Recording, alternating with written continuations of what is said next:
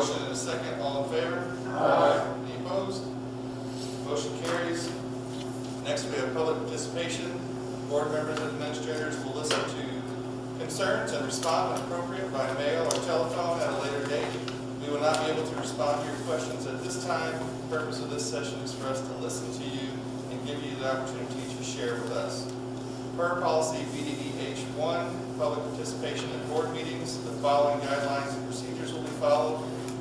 In order to speak during public participation, a public comment form must be filled out and submitted to the board president prior to the beginning of the meeting.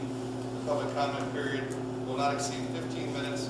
No individual will be permitted to speak more than once, and each speaker will be allowed no more than 5 minutes. I don't have any emails or public comment. Next, we have a report from the superintendent. Good evening. Well, as you can tell, I went to Thanksgiving thing. Yes, you did. You know, it's almost the day. You do have, I believe, one notice of appreciation in your board packet. I have some data here from parent-teacher conferences that were held on October 29th. These are the numbers and the percentage for this year only. On the next slide, I'll do a comparison of this year and last year's data. So for Bloomsdale and St. John Elementary, we captured data for pre-K through grade 5. Middle school is 6 through 8, and the high school is 9 through 12. So if you look at the comparison, you see that Bloomsdale Elementary, their participation rate was down a little bit. St. John Elementary was slightly up, the middle schools was up, and the high schools was down. The way that they achieved these conferences, there were some that took place in person, but there were also conferences that took place virtually through Zoom meetings and a variety of different ways. So that's how we achieved participation this year. Any questions on this data? Given the circumstances, I think it looks pretty good. I agree, yes. Under the circumstances, it was pretty good.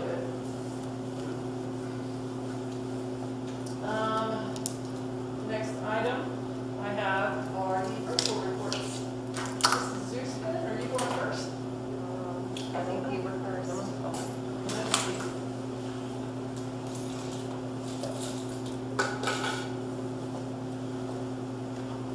Yeah. I might have to stand really close because that seems really far away.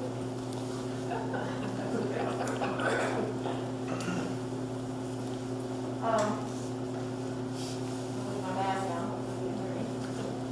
We've been busy with, the students did a week-long study on the election and the government, and they voted in their own classrooms. They had their own polls. It's been really nice weather out, so we've been taking advantage of like the courtyard and the outside classroom, things like that. Because they're giving them as much air as they can. We had Red Ribbon Week, and we had Camo Day, Wacky Wednesday, and we had Halloween costume day, Red Ribbon Week, and then our third grade got to participate in the presentation from the Sheriff's Department with the drug dog, and they did that in the outdoor classroom, so they would be out in the open air and not the gym. And then for Veterans Day, we celebrated all week.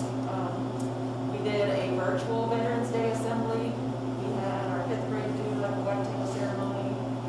We had songs from our 1st grade, 3rd grade. Mr. Friedmeier performed those in the video with our students.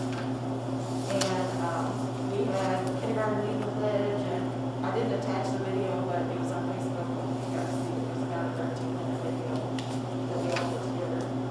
And then the students did essays on what it means to be a veteran and why we're thankful for them. Those are displayed all over the hallways right now. World Kindness Day was Friday, and we decided just to do a one-day canned food drive. We didn't collect any cans or anything until Friday. And then on Friday, the kids brought those canned food items in, and we got 360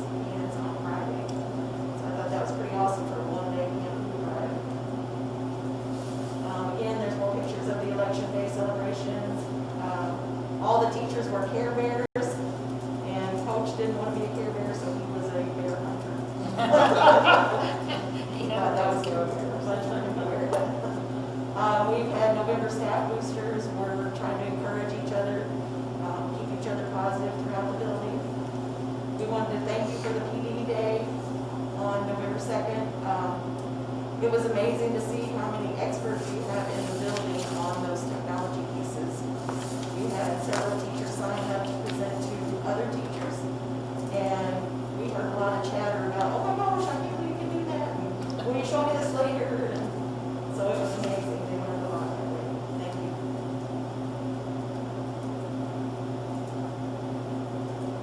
We have building WIGs, which is wildly important goals, and our building is focusing on math again this year. And in each classroom, they have their own individual math goals. Like it could be that one student is learning how to count by fives, and one student is learning how to write his numbers, and one student is learning how to add 2 or 3 digits together. But they each have their own individual math goal, and they're doing their lead measures and tracking that. We have action teams, which are the adults in the building, and they focus on student learning, the learning environment, student leadership, and family learning. So those action teams are underway. The family event that we have coming up is a virtual Polar Express. We are going to send home items in a bag, and each family has enough items in the bag to do an activity every day of that week. And then they submit a picture of that activity, and at the end of the week, they get their name put in a drawing for a prize. We have positive office referrals. In the top left-hand corner is Lincoln and Jackson Brown. And then across the row is Alex Tersanchi, Marcy Whitu, Haley Lane, Lily Braun, Easton Moon, and Fiona Gilbert, and Ellie Bolton. That's it. Thank you.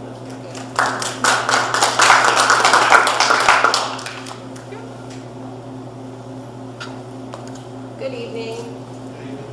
So, I'm starting off the St. Genevieve Elementary slides with a tribute to our first quarter habit leaders.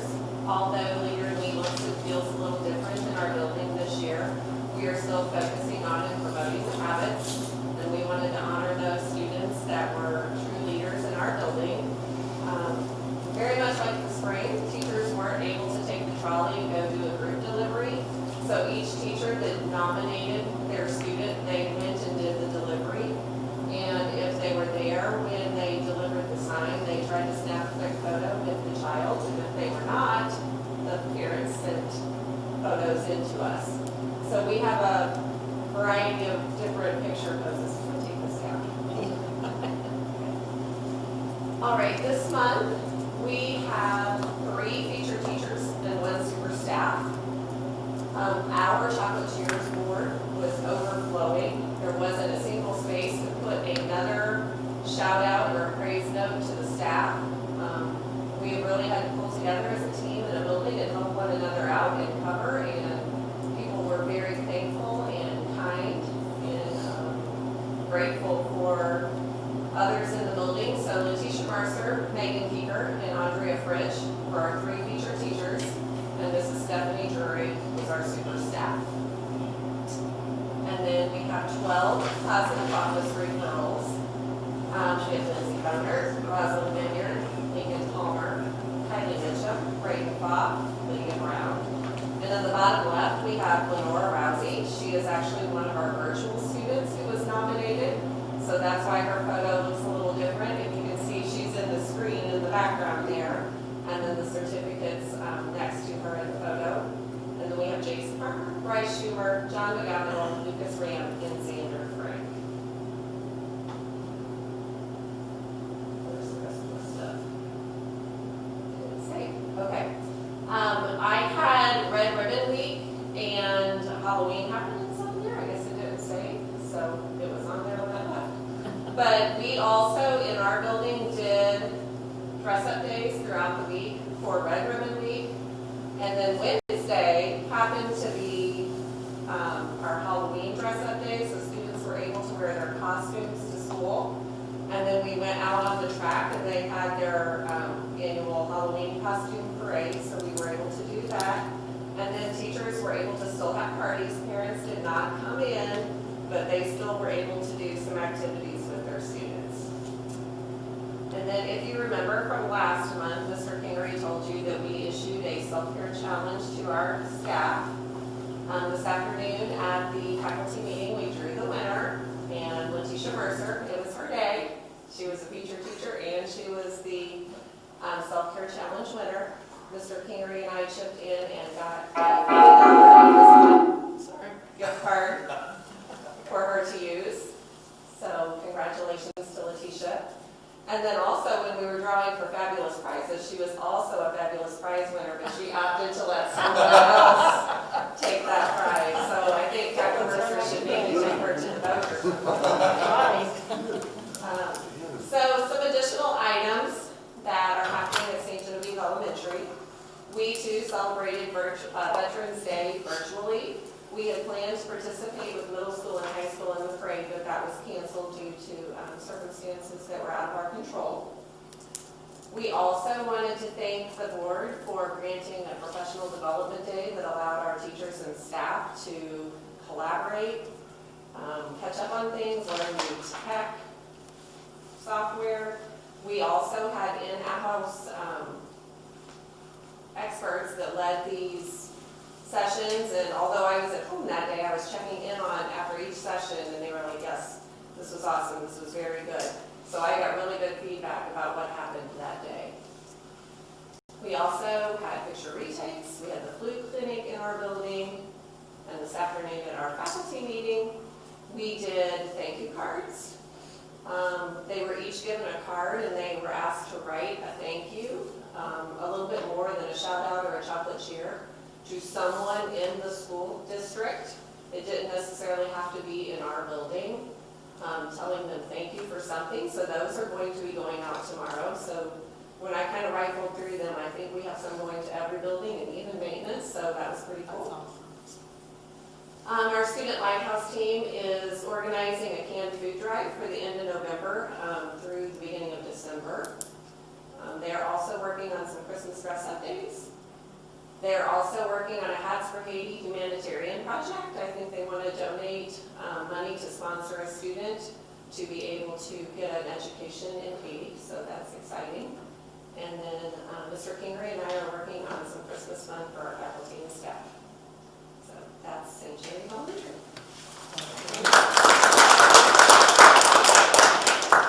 Thank you. Good evening. We've had a lot going on over the last month too, and in addition to all the hard work that we've been doing, we've also had a chance to have some fun too. Specifically, what you're looking at here is Red Ribbon Week, and Mrs. Huffman, who serves as the countywide coordinator for Red Ribbon Week, is definitely the heart and soul of it in our building too. And despite the limitations that we have with when we get to see students and how we have to handle assemblies and social distancing, she did a great job of not only getting the message out to our students, but also making sure that they had fun with it too. And here you can see some of the dress-up days from that week. The first few days, we encouraged our students and faculty to wear red, of course, for Red Ribbon Week. And then the last few days of the week, we encouraged them to wear their Halloween costumes. It just happened to fall at the right time for that. So there are some of those that I wanted to share with you, and I also want to thank Mrs. Huffman for her hard work on that, and specifically in our building. And I know there are a lot of people that help out with that across the county and across the different buildings, but I wanted to make sure that she was recognized for her hard work there. Our Spotlight Award was just named this week, and that is Athena McGlynn. And you can see the comments there, and one of them that I really like is the second one. It says she has a magical power that allows her to be firm with her students while still showing them how much she cares for them. And if you know Athena, or if you've seen her in action with students, that is definitely a true statement. She is firm, she has high standards, she's demanding, but she goes about that in a way that encourages and motivates and uplifts students. And we know as educators that sometimes that causes a little discomfort, but she does it in a way to show that she loves and she cares about them, and her students really respond to that. So hats off to Athena. That was very well deserved. What's been going on lately? Of course, Red Ribbon Week, as I mentioned, parent-teacher conferences. I also want to thank you for the November 2nd PD Day, and we're going to talk a little bit more about that on the next slide. And we had our social studies mock election that involved almost our whole school, and that is really a neat project in my opinion, because it's, for some of our students, that's their first exposure to their rights and their responsibilities as a citizen when it comes to voting. And one that's very special to me, I can remember the mock elections that I took part in it when I was in school, and some of you might as well. So I was really glad to see that we're carrying on that tradition, and our social studies teachers did a great job with that. One that I didn't mention there and should have is the work that we put into our building-wide professional development plan, and specifically Mr. Mueller, Mrs. Hain, Mrs. Jokers, and then the committee members that served with them. They did an excellent job of working on that for you guys. We appreciate that. What's coming up for us is the food drive, and that's going on this week and concludes at the end of the week. That is a general food drive of canned foods and non-perishable items. Not quite like the Thanksgiving baskets that high school does. This is a little more generic than that. And our students are they're slowly easing up their efforts. So if any of them are watching, whether parents are watching, that would be a good time to kick it into gear. Also, we have our NWBA winter testing session coming up. We are spreading that out just a little bit more than we have in the past, so that our teachers can get a little more flexible with how they schedule those. You know, we're very careful about protecting our instructional time and making sure that our kids are learning in good solid units and there's not disruption to that. So we decided to open that up just a little bit more than usual to see if they can schedule in ways that can help protect that instructional time. And NHS induction will be held on December 6th. And I plan to send you all email invitations to that, so you'll get some more information there. I told you I wanted to talk a little bit more about the November 2nd PD Day. And I know this is small and I know it's hard to read, but the details aren't important. The big concept is, and this goes back to what Lori was saying about how we were able to rely on the professionals that we have already in the building. And she mentioned that teachers were willing to help each other out, ask questions, and we had a chance to solicit for ideas, for opinions. What do folks want to learn? What are some areas they're struggling with? And then turn that around and ask the experts in our building to cover that. So Chris and I, without even conversing, had the same idea that the two of our buildings should go together and create an agenda. And by the time we did, we were able to offer a whole slate of offerings for our faculty. And this would be 6 all the way through 12. And all kinds of different things. Self-care, classroom management, some very techie things, and just all different kinds of stuff. So I want to say hats off, because it's a really difficult thing sometimes to put yourself in front of your peers in that way. And these people did not hesitate at all. They were ready to present. They came to us with ideas. Some of them did, and some of them, when we asked, they were absolutely on board and jumped right in. So I want to thank them for that, but I also want to thank you for the opportunity to even have that day, and to the calendar committee as well. Thank you all very much for that. Finally, our positive office referrals for the week. If you've been paying close attention the last few months, you recognize some of the faces and the names. Some of the same folks are showing up over and over again because they're just doing a really good job of managing this year. And I don't want to get into the details of who did what here, but I want to tell you there's a whole handful of faces and names on this slide who were nominated simply because they're managing their academics in the way that we had hoped that they would. Some of these students are here because they haven't had a missing assignment all year long. And in this year, that's quite an accomplishment. So hats off to those guys. Let's mention them quickly. Robbie Moorfield, Gail Clemens, Seth Fisher, Sadie Greminger, Madison Henson, Sophia Hook, Jeremiah Coons, Bennett Walls, Hayden Fontenot, Kirsten Reeves, Mason Trollinger, and Lillian Cross. Congratulations to those guys. And thank you very much for your time. Have a good evening.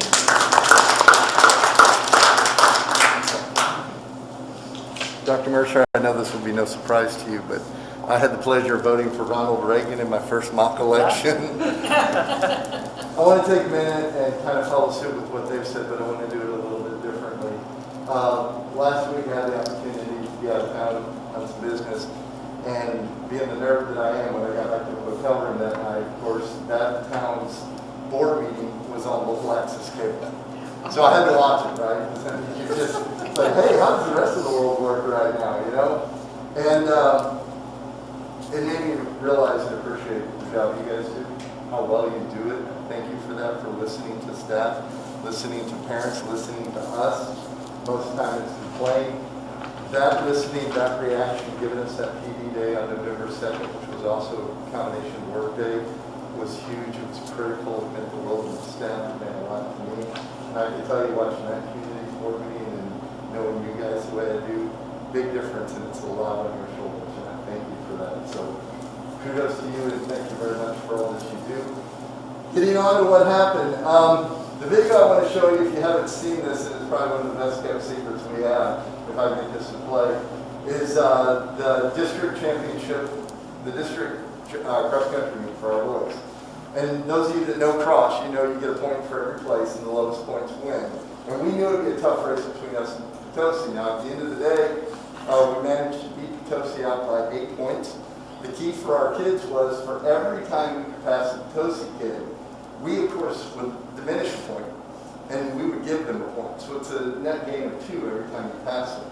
So I'm going to show you this finish, if I can. I don't know what it doesn't have a little thing. Julie's got it.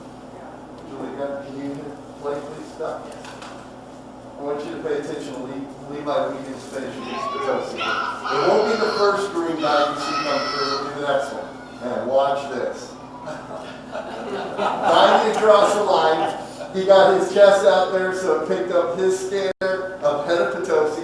2 points right there for a diving finish. I love it because that and what we're facing with right now, and that adversity and that challenge, to see our kids go out and compete that way and ultimately qualify for state as a team, that to me was a phenomenal finish. And it's not something you see every day.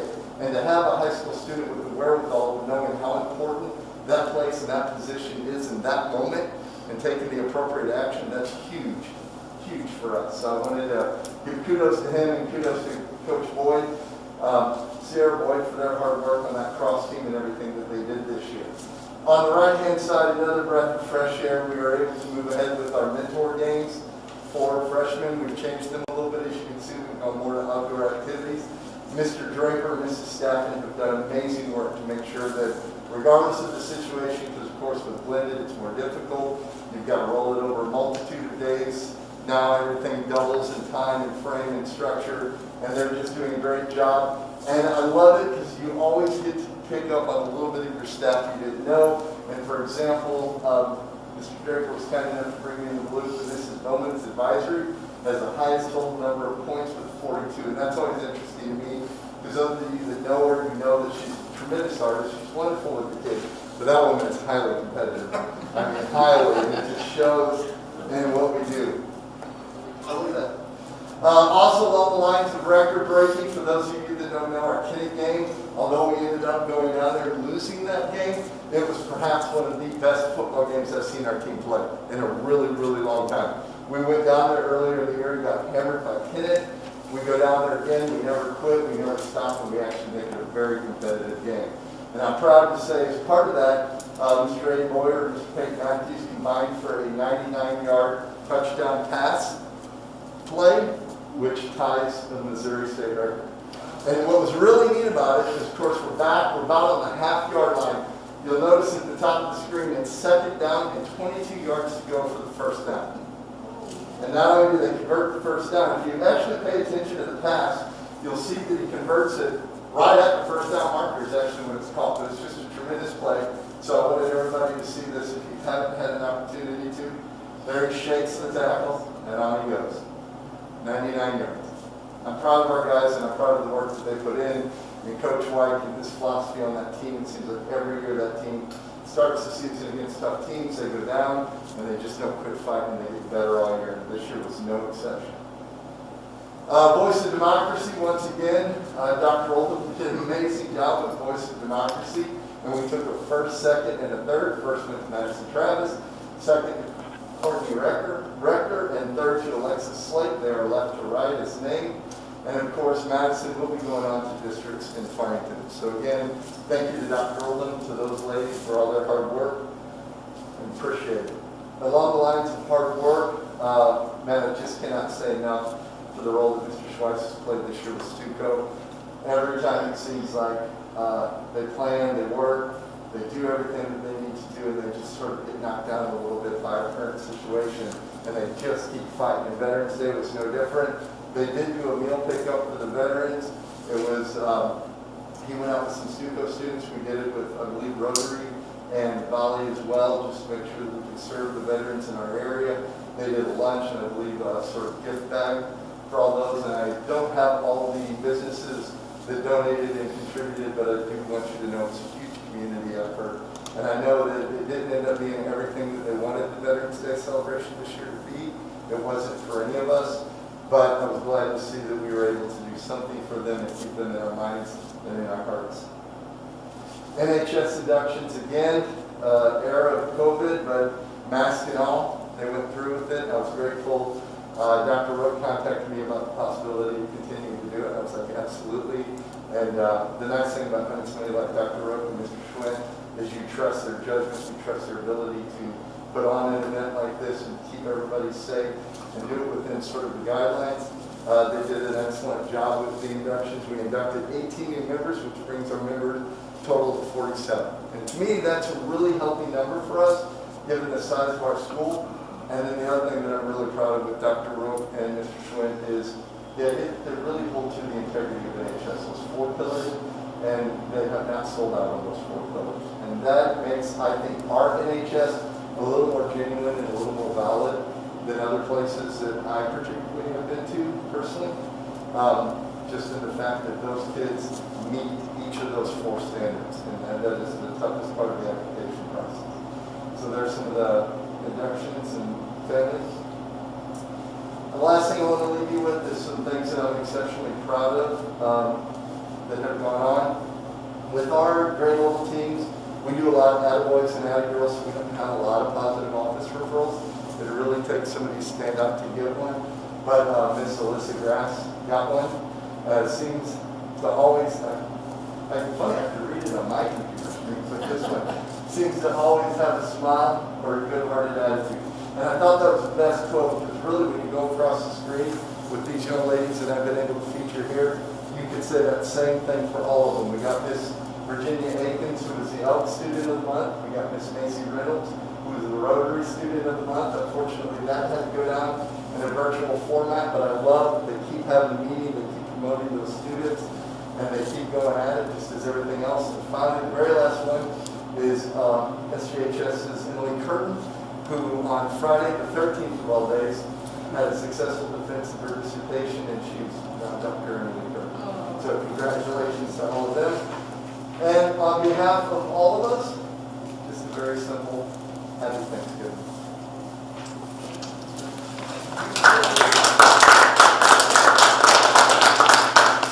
Mr. Haney, I want to, we were talking about elections and stuff. Yeah. I just want you to know, I helped work the election polls, or the elections, and there were quite a few first-timers there. You can So- thank Mr. Bobo for that. He had a very, actually going back to last year, he worked on a very coordinated effort to make sure we got all those young men and women registered and that we made them aware of the voting and all of that. And I am proud to say that I think all but like 3 of our seniors who were eligible to vote, we got registered to vote. So That's great. Yeah. thank you. Thank you. Mr. Haney and Dr.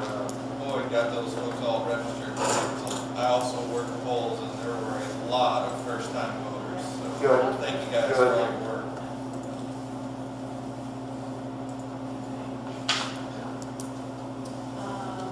The next item, and thank you to all the building principals, assistants, and everyone for everything that they're doing right now. We do have one safety report in the board packet. It is a fire, earthquake, emergency exit drill that took place in all 4 buildings. Then a few updates. I know the governor made the announcement, and I gave you all a copy of the flyer. Basically, that in schools we're not seeing the virus spread at a rapid rate when people are wearing masks. And so, the Missouri Department of Health and Senior Services, the governor, and DESE all came out and basically issued the guidance that in schools, if the COVID positive case and the close contacts are wearing a mask, the close contacts do not have to isolate. And the data that we have gathered supports that, and we did provide that. We talked about it with our local health department. I did share it with the commissioners. I serve on her advisory panel. But this is the new guidance. Our county health department supports it. All of our local schools in St. Genevieve County are going to be following it. We actually have a meeting on Thursday with county health here at St. Gen to finalize some of the details on how the contacting is. County health's been making all the calls, but they're overwhelmed right now. So we're going to see how we might be able to support them and help them as they try to catch up and stay caught up. The other topic that I wanted to discuss, because I know Valley Catholic, I believe, has made the announcement that they will close the week of Thanksgiving. And from what I've heard, it's to do a deep cleanse of their school. A lot of the NAAA schools have made that decision to transition to a virtual platform that week. I'm not making that recommendation right now because we've kind of talked about it. And our thoughts are we want kids in school as long as possible. And so if we can provide them a normal Monday, Tuesday, half day on Wednesday before Thanksgiving, we don't have as much concern having them here at school because we know it's a safe place. Our concern is after Thanksgiving, that 2-week period. So that's something we're going to have to watch very closely. So we want to keep them in school as long as we can right now, and then look at it after Thanksgiving and see where we're at. But it's like we were talking about today, based on our data, school's the safest place for these kids. We're not seeing a whole lot of transmission because of the mask wear.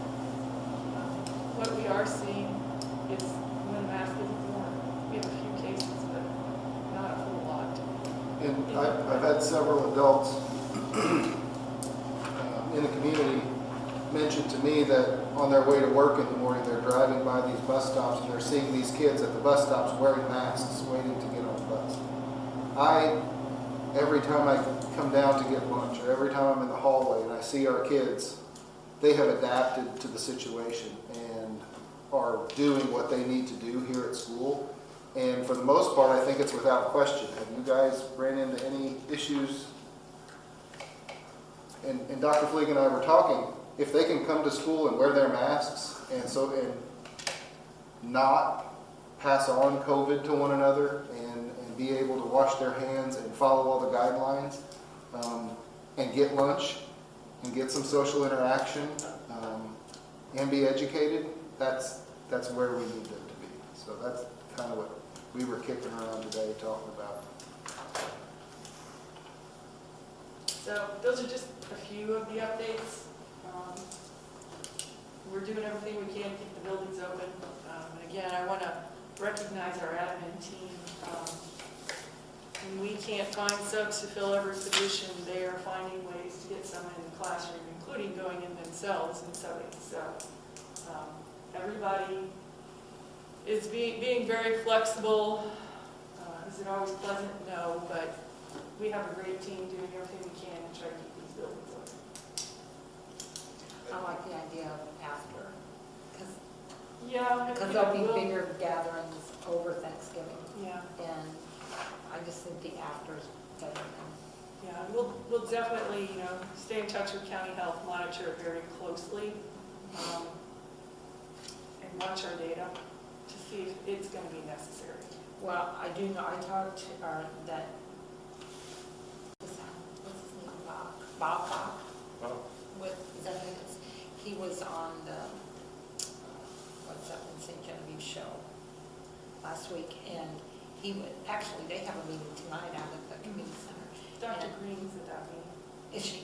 Anyway, he pretty well, we were able to ask him, and I asked him several questions before, but he was saying that, because I asked, one of the questions I asked is, how come it takes so long to get the results. Some people might get them one day and some might take 3 days or whatever. And he did say, I think he said they have 10 staff and they're not able to, they have to do their jobs.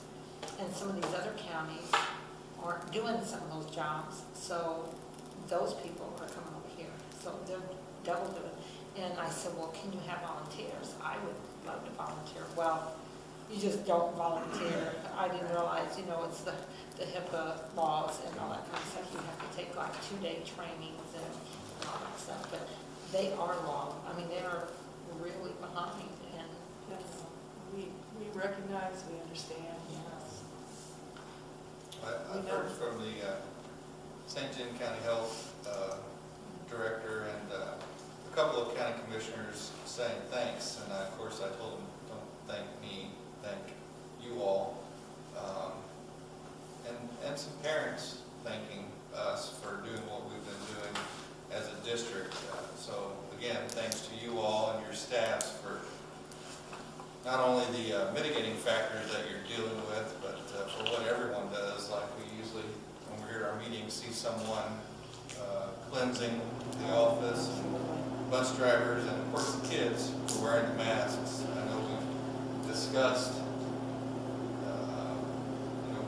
trying to expand the number of days, and I think I see a lot of districts going the opposite direction right now. They're shutting down because they have so much going on, and we're able to maintain our blended atmosphere. So thank you very much, and keep up the good work. And you mentioned our custodial staff. They're amazing. They're amazing. They're doing a deep clean sanitation every night.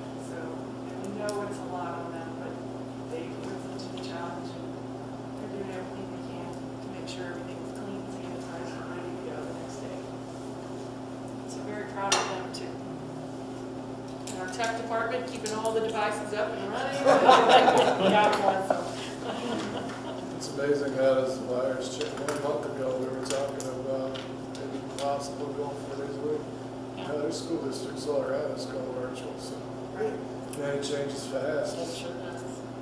It sure does. I wish, you said Dr. Green is at this virtual health department meeting, and I hope the conversation is, centered around masks. May not be the perfect answer, but it sure does help a whole lot with the spread. So, thank you all very much.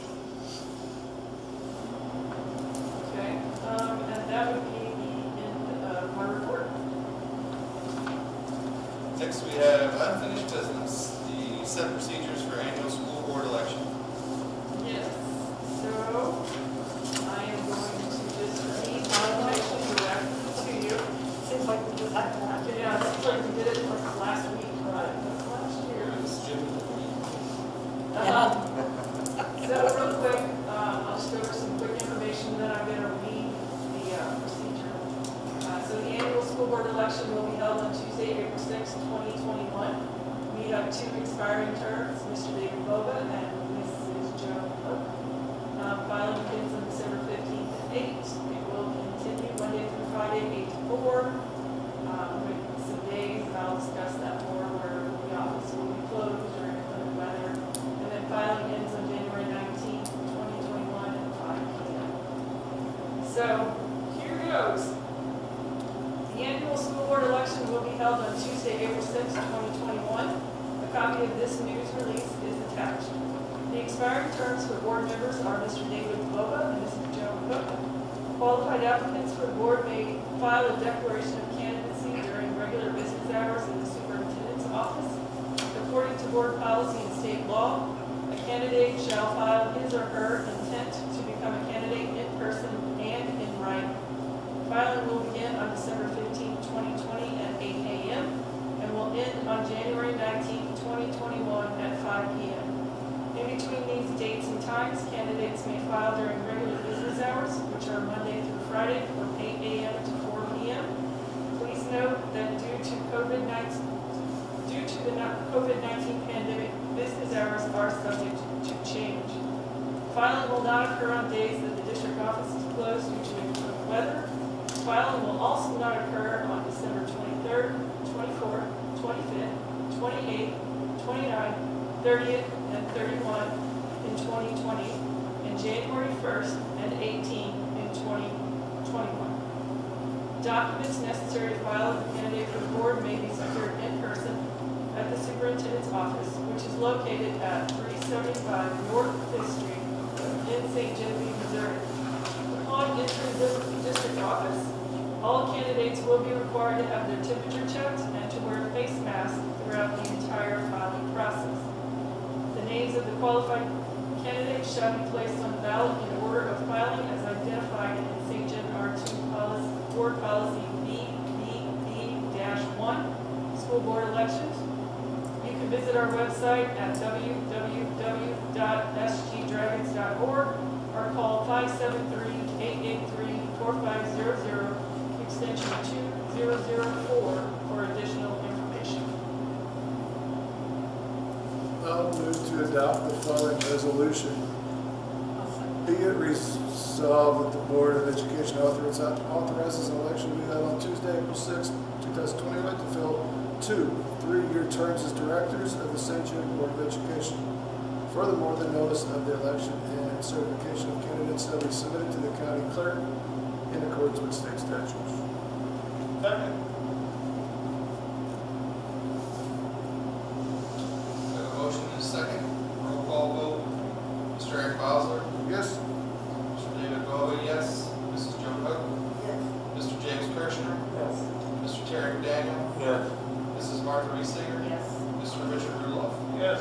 Motion carries 7-0. Next, we have new business, the annual audit. And we should have Andrew from Larsen Allen virtually. So thank you. My name is Andrea Bell. I'm with Larsen Allen. Just a quick introduction about myself. I've been in public accounting for about 11 years. I started my career off at Larsen Allen. I was at PricewaterhouseCoopers for about 7 years before rejoining CLA. I lead our state and local government practice here in Missouri, overseeing both our St. Louis, Kansas City offices. So I just want to say thank you guys for understanding my situation. I did have some COVID exposure with a family member, so I appreciate you guys being flexible with me and allowing me to present remotely. I'm going to go over the results of the financial statement audit for the period ending June 30th, 2020. During this presentation, I'll discuss the scope of the work, the status of our audit services, the results of our audit, our risk assessment process, and our required communications. Now, I have the materials that I provided to Julie in advance of this meeting, if you guys would like to follow along with me, but I will be presenting my screen, so hopefully you guys can see that. Please let me know if you cannot. Can you guys see my screen? Yes. All right, perfect. So I'll be moving to the executive summary page. I'll quickly highlight our scope of service this year. The first one here is an opinion on the district and the component unit, which is the foundation for the districts. These financial statements for the period ending June 30th, 2020. Included within our report as well is an examination report on the district's compliance with Missouri laws, specifically budgeting, attendance, and transportation. 3 and 4 are basically the single audit report. The district receives about $1.5 million, give or take, in federal funding associated with Title I, special education, IDEA cluster, and National School Lunch. We have completed our audit. We have issued our opinion data today. A copy has been provided to Chris Ritter. The result of our audit is a unmodified, which is the cleanest possible opinion. We did not identify any deficiencies in internal controls over financial reporting, which we consider material weaknesses. For the purpose of this presentation, we communicate weaknesses in internal controls that we consider material weaknesses or significant deficiencies. We noted none, and we identified no controls that are required to be communicated to those charged with governance. results of our single audit procedures. Again, we had an unmodified opinion. We did not identify any question costs, and there were no deficiencies over internal controls specific to those compliance requirements. The major federal program we selected for testing was a special education cluster, IDEA. What we do is we rotate what programs we select for testing. So for example, last year we tested Title I. Next year we'll rotate to another program. The report on scheduled transportation disbursements, we determined that is fairly presented and there is no differences identified. Our report on compliance with state requirements, again, like we talked about, Missouri laws over budget, attendance, and transportation. Again, the organization was compliant with the Missouri state laws. And then just a quick little education about how we scope our audit and our areas of audit focus. This first one here is the risk of segregation of duties and controls. With a lot of the school districts, every single school district that I work on, and I work on about 10 throughout the state of Missouri, they all have limited individuals in the financial reporting and accounting functions. So there's always going to be a risk that there's override controls and there's lack of segregation of duties. So we always make sure that we have audit tests and procedures specific to making fraud and inquiries and doing detailed testing over unusual transaction or journal entries, along with many other types of audit tests. In addition to that, specific to Missouri schools, there's the risk for fraud and revenue recognition specific to tax revenue and federal rewards. So while we do a risk-based audit approach, and this is the areas of audit that we focus on, we still do testing over all of the other areas, which would include cash and debt, so on and so forth. Just some required communications here. I'm not going to read through all these, but material uncertainties, really there is none. We had great communication and cooperation with Chris Ritter. We've been doing this audit for an extremely long time, and we really have enjoyed working with her in this school district. Other material written communications included within the appendix to this report is our report to those charged with governance. Again, it's going to reiterate a lot to what I'm communicating to you during this meeting, but feel free to read through it at your leisure. The only really significant transaction during the year was the school district paid down $7.9 million in general obligation bonds. District has about $12.1 million in outstanding debt. Overall, the district is in strong financial position. No fraud or illegal acts, no adoption of new accounting standards, so overall pretty clean year. Non-compliance with laws and regulation, again, there was none. Qualities of the company's financial reporting and internal controls. Again, no material weaknesses or significant deficiencies were identified. Whenever we work with our districts, I try to keep them up to speed on the industry, try to provide them with value-added services that go above and beyond what the standard audit is. Right now, as you guys have talked about during the meeting, navigating COVID is extremely difficult. There's a lot, and unfortunately, a lot of the funding that's been coming from the federal government, specific CARES funding, is also difficult to navigate. Well, it's not as difficult to navigate as COVID. There's not a lot of guidance over there on how to, what's allowable expenditures, what's not allowable. Unfortunately, and this is the way that I articulate the people that aren't involved or have a good understanding of the CARES Act funding, it's like trying to build a plane while you're flying it. Said differently, the federal government's passing out all this money, and then they're telling you months, weeks after how you should spend this money. The last slide that I'll cover here is the impact of CARES funding. This should be, from the financial perspective, probably one of the areas of top of mind for the district and all the districts in Missouri. There's 4 specific awards or CARES funding type of programs that are outstanding. I have talked with Chris Ritter through a handful of these. I believe there's 4 here that I've outlined, and I believe St. Genevieve is taking advantage and the benefits associated with all 4 of these. Again, the cost of COVID is expensive, and I suggest that the the district do what they can to try to get involved and get their opportunities to get a portion of this CARES Act funding. The reason I bring this up is navigating the CARES Act awards is difficult due to delays in guidance. Within the schedule of federal expenditures in the current period, there was only about $200,000 to $300,000 worth of CARES Act funding that were included. I would expect this number for fiscal year 2021 to significantly increase. As you move through the rest of this presentation, we go on through the appendix. Again, this is just our report to those charged with governance. Please feel free to read it at your leisure, but that is the end of my presentation. If you guys have any questions or need any clarification, I'm here to address any questions that you might have.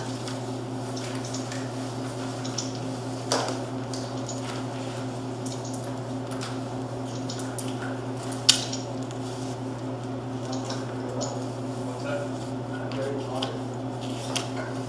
Very good audit. Any questions? We have no questions, but thank you very much. Okay, well, thank you. I'll move to approve the annual audit for the 2019-2020 school year as presented. We have a motion and a second. All in favor? Any opposed? Motion carries. Next on the agenda, we have beverage supplies and products proposal. Okay. That was me again. We currently have an agreement with Pepsi Beverages Company. That agreement expires on December 31st, 2020. So we did put out a request for proposals and sought proposals, bids basically. Posted it, and we're looking at a 5-year term, January 1st, 2021 through December, actually 31st, sorry, of 2025. And I'll talk to you about that in just a minute. So we did receive bids from Pepsi and then Heartland CocaCola. So I know the numbers are small here, but I'll go through them. This is just kind of a basic overview of the proposals. Pepsi is in the middle, Heartland Coke is on the right. They both have an annual increase of 4%. The annual support funds that Pepsi would donate would be $2,500 annually. Heartland Coke would donate $7,500 annually over the life of the 5-year contract. That's the annual donation. Pepsi offers something called a sideline kit fund, $250 annually. And if you think about sidelines, think about sports. So that's like the powdered Gatorade for the big coolers, things, and cups. They also offer free goods of 100 cases annually, a $950 value to the district. Coke did not have specifics on their proposal, but said donations are available for mutually agreed upon activities. So I would want to identify that with Coke and make sure it's in the contract. Vending commissions, Pepsi is 30%, Coke is 20%. Volume commitment, Pepsi's commitment is 10,625 cases over the life of the contract. Coke's is 15,525. Commission payments come from Pepsi every 4 weeks, and Coke's would come at the end of the agreement year. Both offer free equipment, free installation, and free maintenance. So, the next items we're looking at are vending price increases. Both companies said in year 3 there would be an increase of 25 cents. And then I put together, they both had a product pricing comparison. So 20-ounce carbonated soft drinks with Pepsi would be $1.75. Heartland Coke would be $1.25. 20-ounce like regular water would be $1.75. With Pepsi, $1.25. With Coke. And these are bid prices, by the way. Juice products, 10 ounce with Pepsi would be $1.75, 12 ounce with Coke 14.5 ounce teas, $1.75 Pepsi and Coke. Sports drinks, Pepsi has a 12 ounce drink at $1.75. Coke offers Powerade 20 ounce at $1.50 and Body Armor at 60 ounce at $1.75. And both have 20 ounce specialty waters like Life Water or I can't think of the other ones. But Pepsi's is $2 and Coke's is $8.75. So, my recommendation would be to approve the proposal for beverage equipment and products from Heartland Coca-Cola. Right now, we do have a Pepsi contract. I'm recommending that we move back to Coke because it offers greater financial benefit for the district. The other part of this recommendation, I'm asking for two things. I would like to explore extending the contract with Coke 6 months, so it expires on June 30th, 2026, so it would be a 5.5-year contract. And that's because this contract is expiring in December. We've given a deadline of January 12th to get everything, all the Pepsi equipment out, the Coke equipment in and ready, and we're going to be in the middle of basketball season and wrestling.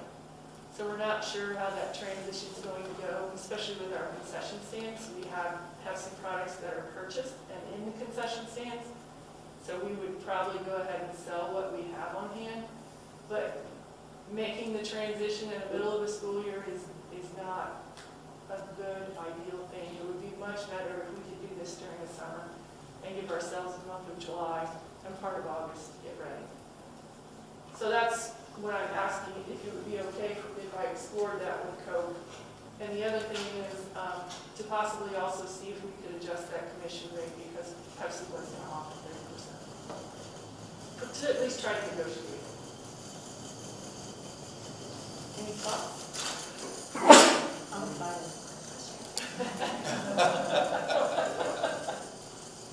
What, I don't know, I guess they all got about the same products. Coke's got Powerade, this is Gatorade. Gatorade, pretty I much. guess you lose your Mountain Dew. You lose your Mountain Dew, you lose your Kickstart here at the high school. What is Coke, what's their energy drink? I don't know. They both have very nice proposals with color. Sparkling water. They have enhanced waters. I don't know that they really offer an energy type drink. Just got that Coke energy. I've seen it. Well, and we're pretty restricted on what we can bid in every building. So there, I don't see it right now. But I would share this with you later on, so you can find some of the difference in products. But very interesting to try to go through first time. I move to approve the following proposal for beverage equipment and products as presented. Heartland Coca-Cola bottling. I have a motion and a second. All in favor? Any opposed? Motion carries. Next, we have research first grade report card revisions. Okay, I'm going to do the best I can with this, but I may have to defer to this after this is used. They are presenting to you for tonight a revised report card for first grade, for first semester only. Just a quick summary of the revisions. There would be no changes to math. They would combine phonics and spelling. And changes to quarter 1 and quarter 2 descriptors. No changes to language arts. Changes to quarters 1 and 2 descriptors for reading. No changes to conduct, handwriting, arts, music, and physical education. And I believe these changes are necessary in phonics, spelling, and reading due to curriculum updates and revisions that have taken place over the past 2 to 3 years. Okay. Anything else that I missed you want to discuss? No, I think that's it. Our first grade, well, we've been working on ELA curriculum and we're almost finished with it. minus assessments. And because of the pacing guide, the objectives were not in order. So we just had to change it to make them in order.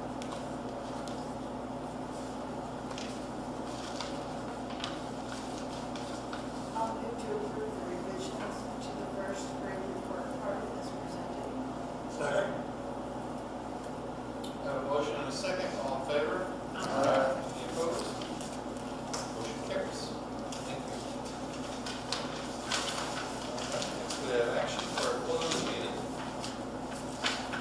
I move that the Board of Education hold a closed meeting with a closed record, and closed vote following the regular open meeting on November 17, 2020, to be held in the Arlington County Library, High School Common Area, 715 Washington Street, St. Genevieve, Missouri, for the purpose of discussing and voting upon the following items of business.